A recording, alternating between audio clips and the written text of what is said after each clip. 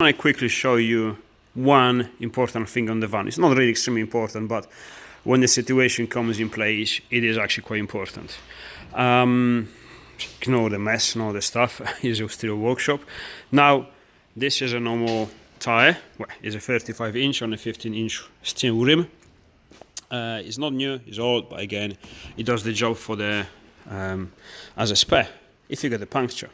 Now, I don't know if you notice, I actually run beadlocks, beadlock wheels. Beadlock wheels is something that the tire normally on the rim sits inside the rim, okay?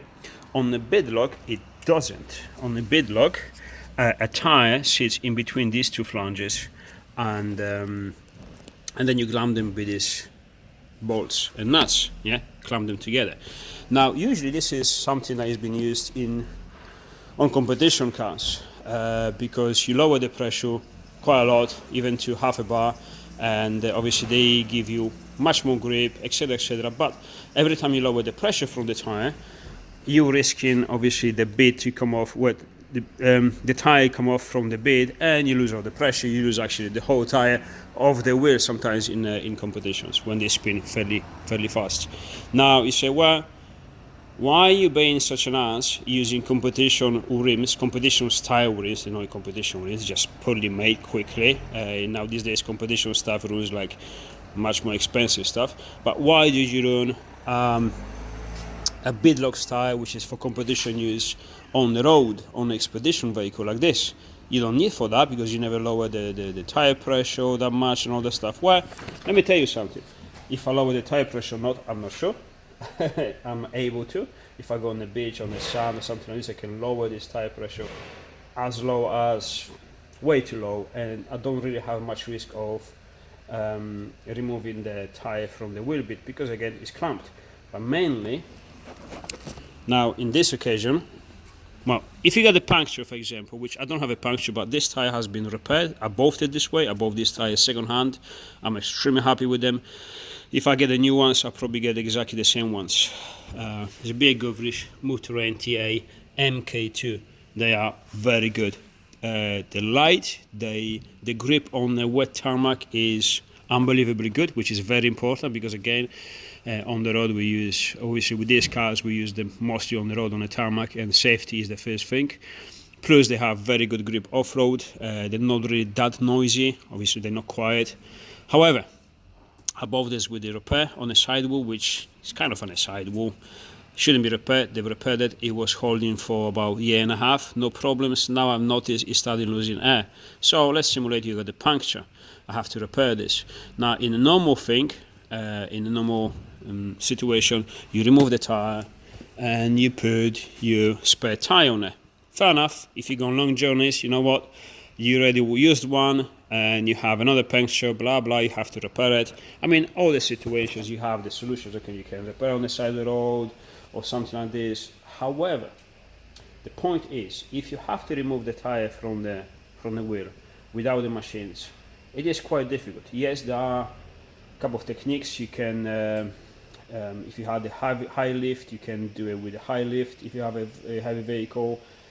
But it's all complicated. Once you got a beadlock, yeah, I'm gonna show you in a minute. All you do is remove the bolts, remove this outer flange, and you have the access to the inside of your tire, which is lost the whole air now.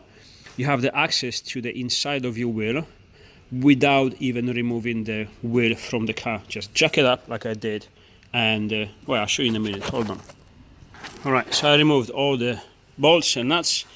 Just remove a couple of them, so for the purpose to show you how it works. Is that one removed? Yes, there you go. Remove this one, which is pretty rusty, especially outside, because when I built them, I didn't protect them, well, obviously enough against the rust. But there you go. This is your tire on the rim. You see what it means? It doesn't sit inside, it sits outside. And you have the access to it now. Okay. There you go.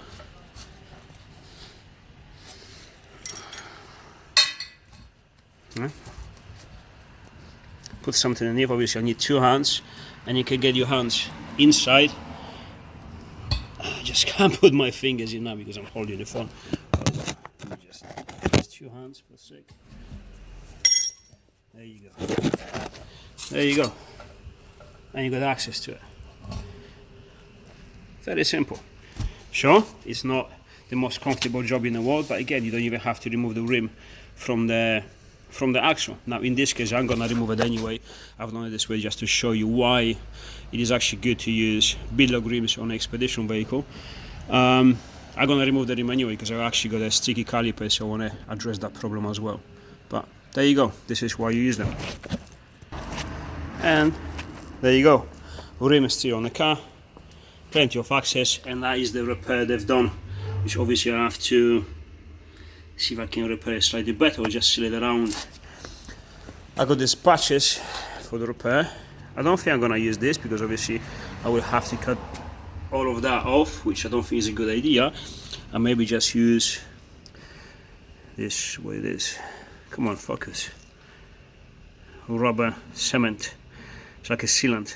Maybe this should be enough, we'll see. However, it doesn't matter. This is all, the point of this video is to show you why I'm using beadlock rims on expedition, camping, car on the big tires, because obviously apart the advantages of lowering the pressure, no risk in the tire coming off the bead, the rim bead. This is something very convenient. Sure, if you slash the tire completely and it's completely useless, can't repair it, then yes, you have to use your spare. Otherwise, this takes you, one person, about 10 minutes with a coffee in your hand, no problems whatsoever. So there you go, that's why.